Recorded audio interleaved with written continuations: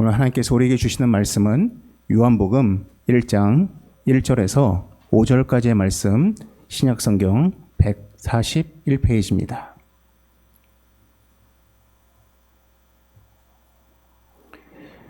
요한복음 1장 1절에서 5절까지의 말씀, 신약성경 141페이지입니다. 요한복음 1장 1절에서 5절까지의 말씀 제가 읽겠습니다. 태초에 말씀이 계시니라. 이 말씀이 하나님과 함께 계셨으니 이 말씀은 곧 하나님이시니라. 그가 태초에 하나님과 함께 계셨고 만물이 그로 말미암아 지은 바 되었으니 지은 것이 하나도 그가 없이는 된 것이 없느니라. 그 안에 생명이 있었으니 이 생명은 사람들의 빛이라. 빛이 어둠에 비치되 어둠이 깨닫지 못하더라. 아멘. 오늘은 빛 되신 예수 그리스도라는 제목으로 함께 말씀을 나누도록 하겠습니다. 제가 예전에 독일에 몇몇 도시들을 여행한 적이 있습니다. 그 가운데 인상 깊었던 도시 중 한 곳이 바로 베를린이란 곳이었습니다. 이 베를린은 굉장히 특이한 건축물로 잘 알려져 있고 또한 건축학과를 전공한 학생들이라면 꼭 한 번쯤은 가봐야 되는 도시로 알려져 있습니다. 제가 그 베를린에 가서 몇몇 건축물들을 보았는데 지금도 제 머리에 생생하게 남아있는 한 건축물이 있습니다. 베를린 유대인 박물관인데 이것을 건축한 사람이 유대인입니다. 실제로 그러한 독일의 압제 속에서 고통받다가 살아남은 사람입니다. 앞에 보시면 이 화면에 보이시는 이 건축물이 바로 베를린 유대인 박물관을 하늘에서 찍은 사진입니다. 보시면 건물이 참 특이한 선으로 구성되어 있습니다. 어떠한 정사각형이나 그러한 모양이 아니라 굉장히 선으로 구성되어 있음을 볼 수가 있습니다. 이것은 이 건축가가 유대인들의 찢김과 상함을 묘사하기 위해서 이러한 모양으로 건축했다고 합니다. 또한 이 건축물 안에는 잘 알려진 유명한 예술가들이 어떠한 특별한 공간들을 만들어 놓은 곳들이 있습니다. 제가 두 개의 공간이 참 인상 깊었는데 그 중에 한 가지가 바로 공백의 기억이라는 공간입니다. 여기에 보시면은 사람의 얼굴을 철판으로 만들어서 바닥에 깔아 놓았습니다. 이것은 희생당한 유대인들을 상징합니다. 실제로 이 공간에 가서 이 쇠로 만들어진 얼굴들을 밟으면 약간 귀에 거슬릴 정도의 약간 쇳소리들이 이 방 안을 가득 채웁니다. 이렇게 만들어 놓은 이유는 홀로코스트에서 그 유대인들이 겪었던 그 고통의 소리를 체험하도록 만들어 놓은 것입니다. 또 한 공간이 있습니다. 바로 홀로코스트 타워라는 곳입니다. 이 홀로코스트 타워는 아주 육중한 쇠문을, 철문을 열어서 그 안으로 들어갈 수가 있습니다. 그리고 들어가면은 정말 깜깜합니다. 저 천정 위에서 약간의 빛이 비추이긴 하지만은 그 빛으로 그 공간을 가득 채우기는 어려울 정도로 정말 깜깜합니다. 심지어 두려움도 느낄 정도입니다. 제가 예전에 이 공간에 들어갔을 때 그 공간에 들어갔던 몇몇 사람들은 막 소리를 내면서 막 밖으로 뛰쳐나가려고 했던 사람들도 있습니다. 왜? 너무 무섭고 두렵기 때문입니다. 이렇게 만들어 놓은 이유는 과거 홀로코스트 때 그 가스실에 들어갈 때 그 두려움이 가득했던 유대인들의 그 느낌을 체험하도록 이 공간을 만들어 놓은 것이었습니다. 이런 물리적 어두움은 사람에게 심리적인 불안감을 제공합니다. 어두운 곳에 있으면 사람의 마음이 안정되기가 어렵습니다. 때로는 두렵고, 때로는 공포스럽고, 때로는 어찌할 줄 모르는 그 마음적 불안함이 그 마음을 가득 휩싸일 때가 있습니다. 이 내용은 흡사 창세기 1장에 나오는 천지창조의 이야기에도 동일하게 담겨 있는 것 같습니다. 잠깐 창세기 1장을 보시면은 창세기 1장 1절에서 5절까지의 말씀입니다. 창세기 1장 성경의 가장 앞장을 보시면은 창세기 1장 1절에 하나님께서 이렇게 말씀하십니다. 태초에 하나님이 천지를 창조하시니라. 근데 하나님께서 천지를 창조하시기 전에 그 천지의 모습이 2절에 상세하게 묘사되어 있습니다. 어떻습니까? 땅이 혼돈하고 공허합니다.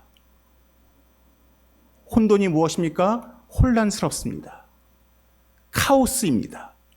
뒤섞여 있고 어떠한 뚜렷한 형태 없이 막 복잡해 있는 상태가 혼돈입니다. 또한 어떠한 상태입니까? 공허한 상태입니다. 비어 있고 아무것도 채워져 있지 않고 허전함과 그 안에 있는 공허함이 가득한 세상이 하나님의 손길이 닿기 전에 이 지구의 모습이었습니다. 근데 이 혼돈과 공허함과 항상 짝을 이루는 게 있습니다. 소위 요즘 표현으로 페어링 되는 단어가 있습니다. 그게 뭔지 아십니까? 흑암입니다. 혼돈과 공허함은 항상 흑암, 즉 어두움과 항상 짝을 이룹니다. 여러분, 영화나 드라마에서 종종 디스토피아, 다시 말해서 멸망의 미래를 그린 영화들이나 드라마를 접할 때가 있습니다. 근데 그러한 영화나 드라마들을 보면은 그 혼돈의 세계를 묘사할 때 가장 많이 쓰는 게 무엇입니까? 어둠입니다. 빛이 별로 없습니다. 깜깜하거나 아주 적은 빛으로 사람들이 그 어둠에서 활동하는 모습들을 종종 보일 때가 있습니다. 이처럼 혼돈과 공허함은 항상 어두움 가운데서 작동하기 마련입니다. 이 1장 2절이 그것을 잘 보여주고 있습니다. 이때 하나님의 영이 등장하십니다. 운행하십니다. 그리고 뭐라 말씀하십니까? 3절에 빛이 있으라라고 말씀을 하십니다. 그리고 어떻게 하십니까? 빛과 어두움을 나누십니다. 빛과 어두움을 공존하지 못하도록 만드시는 것입니다. 근데 여러분, 이 말씀을 보면서 여러분들은 종종 이런 생각을 할 겁니다. 목사님, 당연히 빛이 있으면 어둠이 있을 수 없는 거고 어둠이 가득하다는 것은 빛이 없는 거 아니겠습니까? 라는 이러한 말씀을 하시는 경우가 있습니다. 근데 여러분들, 중요한 게 있습니다. 이 빛의 속성을 만드시는 장면이 바로 이 구절입니다. 무슨 말이냐? 빛이 있으면 어둠이 존재할 수 없고 어둠이 있다는 것은 빛이 없다라는 이 사실은 지금 하나님께서 그 속성, 그 법칙을 지금 만들고 계시는 것입니다. 그러니까 우리는 하나님이 만드신 이 속성의 결과물들을 우리가 지금 맛보는 것이고 빛과 어두움은 공존할 수 없다라는 이 사실, 이 진리, 이 속성을 처음 만드시는 분은 바로 하나님이라는 것입니다. 하나님이 이 순간에 만드신 것입니다. 빛이라는 것은 어두움과 공존할 수 없다.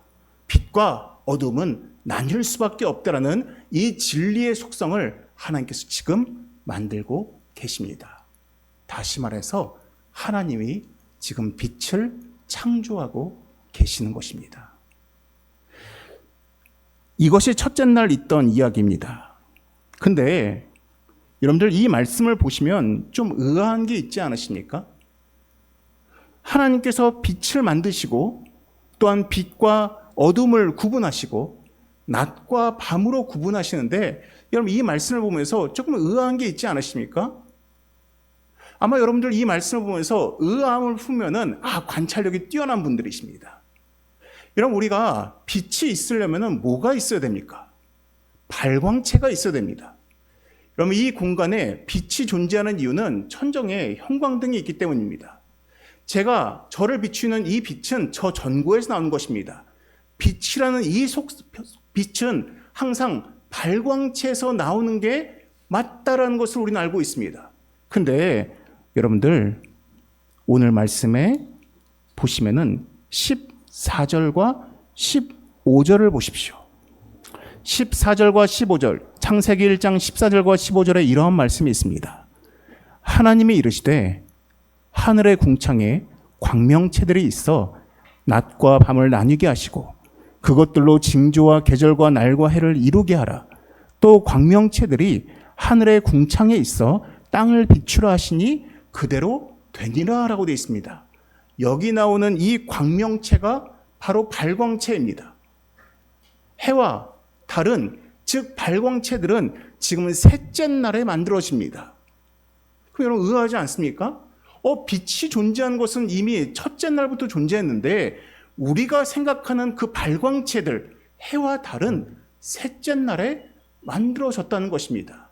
그럼 우린 여기서 의아함을 품어야 됩니다. 그럼 도대체 첫째 날 만드신 그 빛의 발광체는 어디에서 나오는 것이냐? 그 빛은 도대체 그 출발점이 어디냐라는 이 질문이 생기는 것이 마땅합니다. 우린 당연히 해와 달이라고 생각하는데 그것이 셋째 날 만들어졌다면 과연 1장 1절에 등장하는 3절에 등장하는 이 빛의 발광체는 누구냐는 것입니다.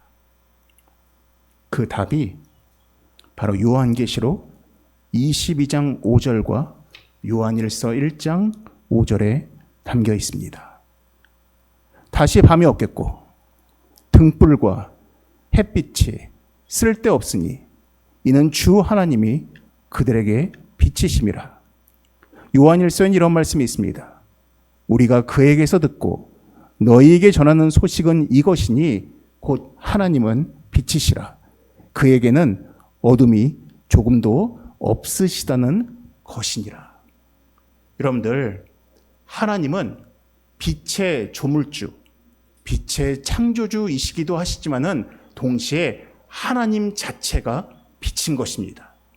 하나님이 자신을 드러내시면 빛이 비추이는 것이고 하나님이 자기 자신을 감추이시면 우리 가운데 빛이 비칠 수 없는 것입니다.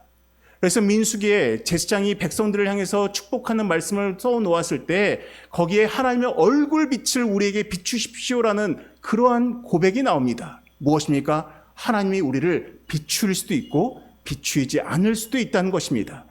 이 창세기 1장에 나오는 첫째 날의 이 빛은 바로 하나님의 빛이 우리 가운데 임하시고 그 빛이 우리를 살리신다는 그 내용을 담고 있는 것입니다.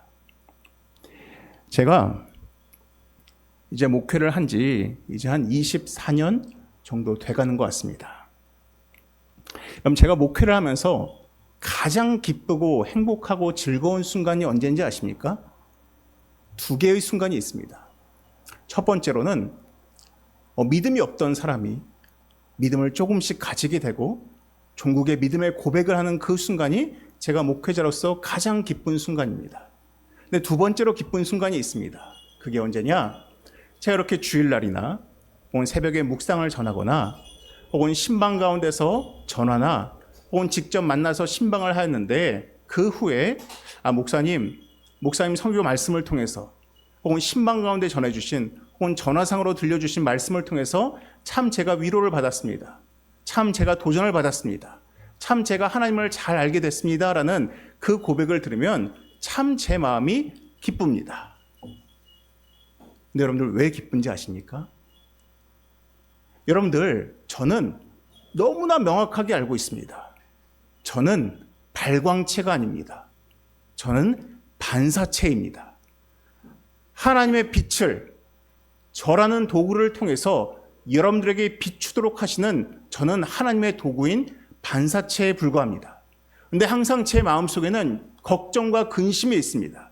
혹시 저라는 반사체가 혹시 너무나 깨끗하지 못해서 혹은 너무 굴절이 심해가지고 여러분들에게 온전한 하나님의 빛을 보이지 못하면 어떡할까라는 두려움이 있습니다. 그런데 저를 통한 그 하나님의 빛이 저를 통해서 반사되어서 여러분 가운데 비추일 때 여러분들이 은혜를 받고 위로를 얻고 힘을 얻었다라는 고백을 들으면 내가 하나님 앞에서 잘 도구로 쓰임받았구나라는 그 생각이 들기 때문에 제 마음이 기쁜 것입니다.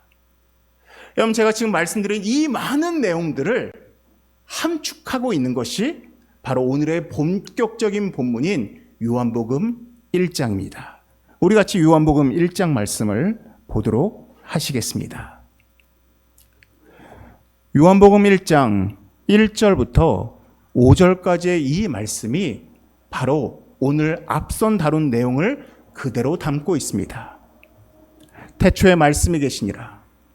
이 말씀이 하나님과 함께 계셨으니 이 말씀은 곧 하나님이시니라.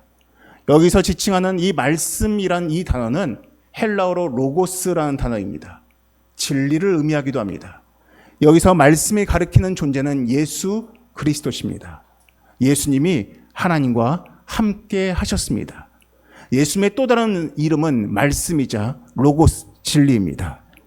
그가 태초에 하나님과 함께 계셨습니다. 만물이 그로 말미암아 지은 바 되었으니 지은 것이 하나도 그가 없이는 된 것이 없다라고 말하고 있습니다.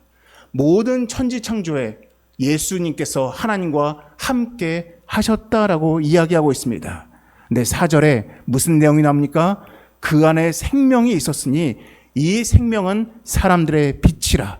빛이 어둠에 비추되 어둠에 깨닫지 못하더이다 라고 되어 있습니다. 예수님의 또 다른 속성과 이름이 나옵니다. 그것이 무엇입니까? 바로 빛입니다. 예수님은 우리의 발광체가 되십니다. 예수님은 스스로 우리에게 빛으로 비추이십니다. 근데 구약시대 때에는 하나님께서 직접 빛을 비추신 게 아니라 저 같은 사역자인 많은 사람들, 즉 예언자나 선지자를 통해서 반사체를 통해서 하나님의 빛을 비추이셨습니다. 그 내용이 바로 6절에 나옵니다. 하나님께로부터 보내심을 받은 사람이 있으니 그의 이름은 요한이라. 그가 증언하러 왔으니 곧 빛에 대하여 증언하고 모든 사람이 자기로 말미암아 믿게 하려 함이라. 그는 이 빛이 아니요 이 빛에 대하여 증언하러 온 자라라고 되어 있습니다. 세례 요한을 포함해서 수많은 예언자와 선지자들은 다 반사체에 불과했습니다. 그들 자체가 빛이 될 수는 없었습니다. 근데 여러분, 반사체에는 한계가 있습니다. 아무리 반사체가 본 발광체의 빛을 반사로 비춘다 할지라도 그 빛의 양은 한계가 있습니다. 그래서 그 뒤에 이러한 말씀이 나옵니다. 9절입니다. 참 빛, 곧 세상에 와서 각 사람에게 비추는 빛이 있었나니라고 되어 있습니다. 창세기 1장에 등장했던 그 빛의 주인 되시는 하나님, 예수 그리스도가 이제는 예언자나 선지자나 세례 요한을 통해서 그 빛을 대신 비춰주신 것이 아니라 본인이 직접 이 땅에 오신 것입니다. 그리고 직접 그 빛을 우리에게 비춰주기 시작했습니다. 이 많은 내용들을 함축하여 표현하는 구절이 바로 1장 14절입니다. 우리 요한복음 1장 14절은 우리가 기독교적으로 굉장히 중요한 말씀입니다. 1장 14절 말씀 우리 같이 한 목소리로 함께 읽겠습니다. 시작. 말씀이 육신이 되어 우리 가운데 거하심에 우리가 그의 영광을 보니 아버지의 독생자의 영광이요 은혜와 진리가 충만하더라. 아멘. 말씀이 육신이 되어 우리 가운데 오셨습니다. 로고스, 진리 되신 예수님께서 인간의 육체를 입고 이 땅에 오셨습니다. 그 이유가 무엇입니까? 이전처럼 반사체들을 통한 그 빛으로는 우리를 어두운 가운데서 불러낼 수가 없는 것입니다. 이제는 빛 그 자체이신 예수님께서 이 땅에 오셔서 우리를 어두운 가운데서 이끌어내기 위해서 오셨다라는 것입니다. 여러분, 그렇다면 예수님의 그 빛이 우리에게 비추이면은 우리에게 과연 어떠한 유익함이 있겠습니까? 과연 예수님께서 그 빛으로 우리를 비추이시면은 우리는 어떠한 유익함을 누릴 수가 있겠습니까? 이것이 바로 오늘 설교의 가장 중요한 두 가지 핵심입니다. 그 빛이 우리에게 비추이면 우리는 어떻게 변할 수 있는가? 그 첫 번째가 바로 요한복음 9장에 언급되고 있습니다. 요한복음 9장입니다. 요한복음 9장 1절입니다.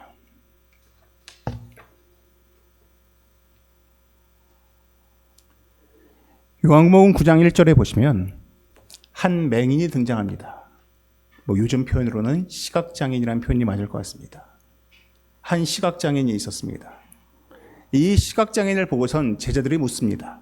저 사람이 앞을 보지 못한 것은 누구의 죄로 인함입니까? 사실 인간이란 존재는 참 이유를 알고 싶어 합니다. 근데 상당수의 이유들은 다 과거 지향적입니다. 우리 하나님은 이러한 이유를 묻는 자들에게 이유를 말씀하시는 장면들을 별로 본 적이 없습니다. 딱 하나의 경우, 직접적인 죄를 지목하시지 않는 경우를 제외하고는 대부분 이유를 말씀해 주지 않으십니다. 대신 우리 하나님은 미래지향적인 말씀을 하십니다. 3절 후반부에 이렇게 말씀하십니다. 그에게서 하나님이 하시는 일을 나타내고자 하심이라. 이 사람이 맹인된 이유는 중요하지 않습니다. 앞으로 이 사람을 통해서 하나님이 하시는 일을 보일 것이다 라고 말씀하십니다. 그럼 과연 이 사람한테 보이시고자 하는 하나님의 그 일이란 게 무엇이겠습니까? 여기에 우리가 계속 이야기하는 한 가지가 언급됩니다. 9장 5절입니다. 내가 세상에 있는 동안에는 세상의 빛이라 라고 말씀하십니다. 자, 주님께서 이제 내가 하나님께서 하실 일을 보여줄 거야 라고 이야기하십니다. 그러면서 그 일을 보여주시기 전에 뭐라고 말씀하십니까? 내가 세상의 빛이야 라고 하십니다. 그럼 이제 우리는 유추할 수가 있습니다. 이제 예수님께서 이 사람에게 하시는 일은 바로 세상의 빛으로서 하시는 그 일임을 우리가 알 수가 있습니다. 주님께서 무슨 일을 하십니까? 6절에 보시면 땅에 침을 뱉어 진흙을 이겨서 그의 눈에 바르십니다. 그리고 실로암 못에 가서 씻으라 이야기하십니다. 근데 이 맹인이 실로암 못에 가서 실로암의 물로 눈을 닦으니 어떻게 됩니까? 7절 후반부에 이렇게 나옵니다. 이에 가서 씻고 밝은 눈으로 왔더라 라고 되어 있습니다. 눈을 보기 시작했습니다. 사실 많은 분들이 여기에서 이야기를 끝냅니다. 그래, 주님이 세상의 빛으로 오셨다는 것은 못 보던 사람을 보게 하시는 거구나 라고 이해를 합니다. 근데 여러분들 가장 큰 핵심은 바로 35절에 나옵니다. 예수님께서 이 맹인되었던 사람을 다시 만나십니다. 그게 9장 35절에 나옵니다. 예수께서 묻습니다. 내가 인자를 믿느냐? 예수님을 말합니다. 네가 나를 믿느냐? 이 사람이 대답합니다. 주여, 그가 누구시오니까? 내가 믿고자 하나이다. 아직 이 맹인은 예수님이 말씀하신 인자가 본인을 가리킴을 깨닫지 못했습니다. 그러자 37절에 주님께서 다시 말씀하십니다. 내가 그를 보았거니와 지금 너와 말하는 자가 그다라고 얘기하십니다. 인자가 바로 나다라고 말씀하십니다. 그러자 이 맹인이 고백합니다. 주여, 내가 믿나이다라고 이야기합니다. 여러분, 주님께서 세상의 빛으로 이 사람에게 역할을 하신 것은 다시 눈을 뜨게 되었다라가 본질이 아닙니다. 무엇이 본질입니까? 예수 그리스도를 인자로 고백하고 그 앞에 엎드리며 예수를 예수로 보기 시작했다는 것이 이 말씀의 본질입니다. 여러분, 우리 앞에 보시면 올해의 표가 나옵니다. 다시 보게 된지라라는 표가 있습니다. 이 말씀의 배경이 무엇입니까? 사도 바울이 다메섹 도상에서 잠깐 보지 못하였다가 다시 보게 되었습니다. 근데 여기서 말하는 다시 보게 되면 그냥 못 보다가 본 것을 말하는 것이 아닙니다. 이 순간 사도 바울의 가치관이 변했습니다. 그동안 중요하다고 생각하던 것들을 이제는 중요하지 않다라고 여기기 시작했습니다. 그리고 그동안 중요하지 않게 여기던 것을 중요하게 여기기 시작했습니다. 참 제가 목회를 하고 상담을 하다 보면은 저도 참 이야기를 들으면은 안타까울 때가 있습니다. 뭐냐? 참말로 이 사람에게서는 이게 본질이 아닌데, 너무 이것 때문에 괴로워할 필요 없는데, 너무 이거에 목매일 필요가 없는데, 그 물질을 많이 가진다고 해서 행복한 게 아닌데 종종 우리가 어두움 가운데 갇혀 있으면은 그게 전부인 것처럼 착각할 때가 있습니다. 그거를 소유하지 않으면 내 인생이 불행할 것 같은 불안감에 휩싸일 때가 있습니다. 이 이야기는 우리 준모 형제가 우리 공동체가 있는 자리에서 했던 얘기니까 공유해도 좋을 것 같습니다. 참 제가 그때 이야기를 듣고서는 제가 은혜를 받았습니다. 제가 몇 주 전에 준모 형제한테 물어봤습니다. 준모 형제 요즘은 주식 안 하십니까? 라고 물어봤습니다. 아마 여러분들 들은 분들 계실 겁니다. 그때 준모 형제가 그랬습니다. 저 요즘 안 합니다. 그랬습니다. 그러면서 그 다음 했던 이야기가 참 저에게 은혜가 되고 고백이 됐습니다. 준모 형제가 이런 얘기를 했습니다. 사실은 본인이 노후나 향후에 돈이 부족하면 어떡할까라는 그 불안감 때문에 자기가 주식을 시작했고 또한 배우고 있음을 알았다는 것입니다. 근데 그 노후나 돈에 대한 그 불안감이 좀 많이 사라지니까 더 이상 주식을 안 하게 되더라라고 이야기를 했습니다. 여러분, 우리가 하나님 안에서 예수 그리스도의 빛으로 우리 마음을 비추게 되면은 우리가 정말 중요하다라고 생각했던 그 많은 것들이 사실은 덜 중요하다는 것을 깨닫게 됩니다. 그리고 참으로 우리가 우선순위를 두고 우리의 시간과 우리의 마음과 우리의 재정을 어디에 쏟아야 될지를 온전히 분간할 수 있게 된다는 것입니다. 여러분들이 어두운 가운데 있으면 자꾸만 헛된 것에 목숨을 겁니다. 쓸모없는 것에 목숨을 겁니다. 자꾸만 의미가 없는 것을 의미 있다 착각하기 마련입니다. 그런데 주의 빛이 우리 가운데 비추이면은 가장 중요한 것이 무엇인지를 올바로 분별할 수 있게 된다는 것입니다. 이게 우리에게 주는 첫 번째 유익함입니다. 보아야 할 것을 온전히 볼 수 있게 도와준다는 것입니다. 두 번째로 주는 유익함이 있습니다. 요한복음 11장입니다. 요한복음 11장 1절입니다. 요한복음 11장의 이야기는 죽은 나사로에 대한 이야기입니다. 나사로가 죽었습니다. 이 나사로에게는 남매가 있었는데 마리아와 마르다였습니다.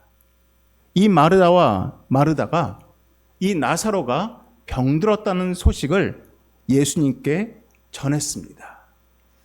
그런데 이때 예수님께서 이 병든 나사로를 찾아가시고 계셨는데 이때